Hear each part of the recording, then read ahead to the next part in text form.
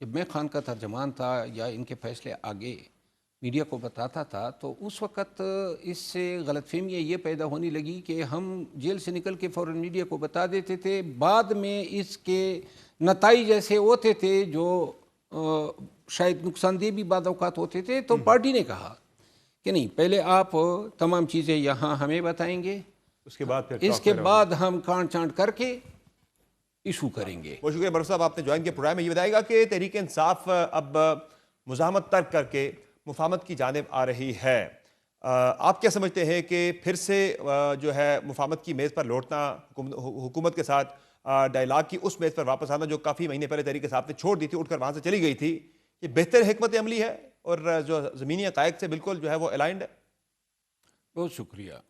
زمینی حقائق سے تو الائن معلوم نہیں ہوتی ہے، کیونکہ ماضی میں جو ہماری ان کے ساتھ حکومت کے ساتھ مذاکرات ہوئے یا اسٹیبلشمنٹ کے ساتھ ہوئے، اس وقت ہماری ایک پوزیشن ہوا کرتی تھی، اور عموماً جب بھی ہم احتجاج کرتے تھے تو یہ مذاکرات زیادہ زور پکڑ لیتے۔ پوزیشن آف اسٹرینتھ سے آپ ذرا بات کرتے تھے تب نا آپ؟ جی ہاں، اور اب جو مفاہمت کی بات اسد کیسر صاحب نے کی ہے، رؤوف حسن صاحب نے بھی کی ہے،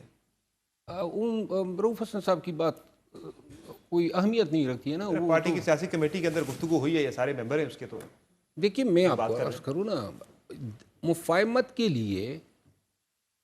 اگر پی ٹی آئی بیٹھے گی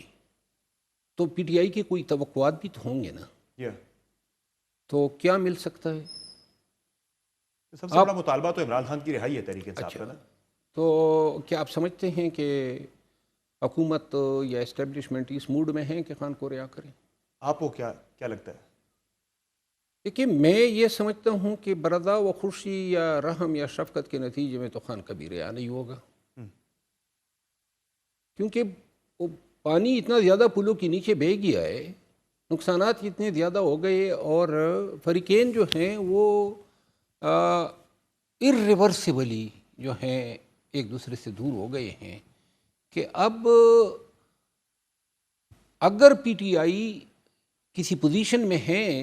جس کے نتیجے میں اس کو ڈیل افر ہو سکے تو پھر تو بات بنتی ہے، لیکن خام میں ایسے وقت میں جب کہ یہ ابھی خان کے 2 بانجے گرفتار ہوئے اور 15-20 دن پہلے اپوزیشن لیڈر فارغ ہو گئے، الیکشن جو ہیں جلدی سے اناؤنس کیا گیا، اور ابھی تک یہ فیصلے آ رہے ہیں۔ لیکن ورور صاحب یہ پریشر تو اس لیے تحریک انصاف کے اوپر بڑھ رہا ہے کہ آپ مزاحمتی تحریک بھی صحیح طرح سے نہیں چلا سکے، حکومت کو وہ ڈر ختم ہو گیا ہے۔ آپ نے ایک پریشر شروع میں بلڈ کیا تھا 8 فروری کے بعد، لیکن وہ آہستہ آہستہ وہ بالکل جو ہے وہ ختم ہوتا گیا۔ اب تو گورنمنٹ کے اوپر کوئی تحریک انصاف کا پریشر ہی نہیں ہے، اس لیے وہ تحریک انصاف گرا، تو شاید تحریک انصاف کو بھی ریئلائز ہو گیا ہے کہ ہم چونکہ مزاحمت کے ذریعے گورنمنٹ پہ پریشر نہیں ڈال پا رہے، تو اگر اسی طرح چلتا رہا تو پھر تو مزید جو ہے وہ دیوار کے ساتھ لگتے چلے جائیں گے، تو ایک اس سے پہلے ہے کہ چلے مفاہمت کر لی جائے۔ دیکھیے اگر مفاہمت کے نتیجے میں رہائی ممکن ہے تو پھر تو اس کو ہم ڈیل کا نام دیں گے، کیونکہ پھر کچھ کمٹمنٹس لی جائیں گی، کچھ گارنٹیز لی جائیں گی، جس کو پھر عرف عام میں ہم ڈیل کہہ سکتے ہیں۔ اچھا، اب یہ ڈیل جو ہے اتنا سب کچھ ہونے کے بعد ڈیل کے نتیجے میں رہا ہونا، اس کی پھر قیمت بھی ہے نا۔ پی ٹی آئی کو جو شہرت ملی ہے، جو مقبولیت عوام میں ملی ہے، اور خان کو جو ملی ہے وہ کمپرومائز ہوگی، لہذا صرف رہائی جو ہے، اور پھر رہائی پہ اکتفا کیا جا سکتا ہے۔ یہ باتیں جو آج ہو رہی ہے یہ دسمبر 2024 میں بھی ہو رہی تھی، تو لہٰذا مجھے وہ کہتے ہیں نا محاورتاً کہ یہ بیل منڈے چڑھتی نظر نہیں آ رہی، چڑھتے نظر نہیں آ رہی۔ لیکن مروت صاحب مسئلہ یہ ہے کہ آپ جب کہہ رہے ہیں کہ مفاہمت کے ذریعے خان کی رہائی جو آپ کو نظر نہیں آ رہی، تو پھر یہ رہائی کیسے ممکن ہے؟ تحریک انصاف کا سب سے بڑا مسئلہ تو عمران خان کی رہائی ہے، پھر وہ کیسے ہو سکتی ہے؟ آپ نے پریشر ڈال کے تو دیکھ لیا، بار بار مارچ کر کے بھی آپ نے دیکھ لیا، وہ رہائی نہیں ہو سکی، تو پھر کیسے ہوگی؟ اور ظاہر ان کی اپیل جو ہے، اور اگر ہم لیگل بات کریں، قانونی نقطے کی بات کریں، جو ان کا کیس ہے القادر ٹرسٹ کے جس میں وہ سزا یافتہ ہیں، اس کی اپیل بھی بتایا یہی جا رہا ہے کہ 2025 میں تو کم از کم وہ نہیں، ان کی باری نہیں آئے گی، اپیل ان کی اسلام آباد ہائی کورٹ میں لگے گی نہیں۔ تو اس سال تو پھر ان کی رہائی اس کا مطلب ہے نہیں ہونے جا رہی، 26 یا 26 کے بعد کا معاملہ ہے پھر یہ۔ خان صاحب کی اپیل جو ہیں وہ تو شاید نہیں لگے گی، اور اگر لگ بھی گئی تو میری ذاتی رائے یہ ہے بحیثیت قانون کے ایک طالب علم کے اور ملک میں جو سیاست، عدالت اور جو نظام ہے، میں یہ سمجھتا ہوں کہ ضمانت پہلے ارغو ہوگی 426 کے تحت، تو شاید ان کی ضمانت بھی ان حالات میں ممکن نہیں ہے۔ سزا جو ہیں 10 سال ہیں 426 کے لیے، اگر شارٹ ٹرم سزا ہوتی ہیں یا زیادہ میرٹھ میں نہیں جایا جا سکتا۔ البتہ محترمہ بشرا بی بی کی ضمانت اس وجہ سے ہو سکتی ہے کیونکہ وہ سزا کے وقت ضمانت پہ تھی، تو قانون یہ ہے کہ جو سزا کے وقت ضمانت پہ ہوتا ہے ان کو، جہاں تک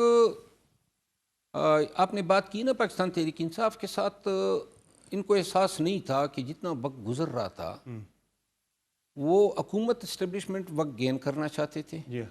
انہوں نے گین کیا، جتنا وقت وہ گین کرتے گئے اپنے مقاصد بھی حاصل کرتے گئے، اسٹرینتھ بھی گین کرتے گئے، اسٹرینتھ بھی گین کرتے گئے، اور ہمارے جو آپشنز ہیں وہ محدود سے محدود تر ہوتے گئے، اور آگے اور بھی محدود ہوں گے، اور ان تمام چیزوں سے گلو خلاصی ممکن ہے، لیکن بہت بڑے فیصلے کرنے ہوں گے پارٹی میں۔ کس طرح کے بڑے فیصلے؟ مثال کے طور پہ پارٹی ایک چیز تو تسلیم کرنا ہوگا کہ پارٹی کی یہ پالیسیاں، یہ فیصلے اور یہ طریقہ کار، حکمت عملی ناکامی کا شکار ہیں، یہ تو ماننا پڑے گا۔ جو گزشتہ 1.5-2 سال سے ہم کوئی بھی کامیابی ہمارے کریڈٹ پہ نہیں آ سکی۔ اب دوسری بات یہ ہے کہ اس کے ذمہ دار کون ہیں، اس کا احتساب ابھی تک ہوا ہی نہیں ہے۔ تیسری بات یہ ہے کہ اب اگر یہ طریقہ کار کامیاب نہیں ہے تو کیوں نہیں ہے؟ میری ذاتی رائے ہے خان صاحب جو ہیں وہ اڈیالہ جیل میں اپنی پارٹی ساتھ میں انہوں نے رکھی ہوئی ہے، پارٹی کے معاملات 100% وہ خود ڈیسائیڈ کرتے ہیں۔ کیسے؟ وہ تو ہو ہی نہیں رہا بروز صاحب، خان صاحب تو فیصلہ کچھ اور کرتے ہیں، آگے سیاسی پارٹی، سیاسی کمیٹی جو ان کے فیصلوں کو ویٹو کر دیتی ہے۔ ہم نے 2 بڑے انسٹنسز دیکھے ہیں ابھی، ایک خان صاحب نے فیصلہ کیا تھا جیل سے بیٹھ کر کے ضمنی انتخابات میں نہیں جانا چاہیے، آپ کی سیاسی کمیٹی نے کہا جی ہمیں جانا ہے، پھر خان صاحب نے کہا کہ محمود اچکزئی قومی اسمبلی کے اندر لیڈر آف دی اپوزیشن ہوں گے، سینٹ میں اعظم سباتی ہوں گے، لیکن پارٹی کی سیاسی کمیٹی نے وہ فیصلہ بھی ویٹو کر دیا۔ میں آپ کو عرض کروں نا، میں آپ کو اسی طرح ایک اور ویٹو فیصلے کا حوالہ دوں۔ خان صاحب نے میری نامزدگی کی تھی پبلک اکاؤنٹ کمیٹی کے چیئرمین کے، جی ہاں ایسا ہی ہے۔ جب یہ فیصلہ تبدیل کیا جانا مقصود ہوا تو یہ پولیٹیکل کمیٹی نے اس پہ ووٹنگ کر لی،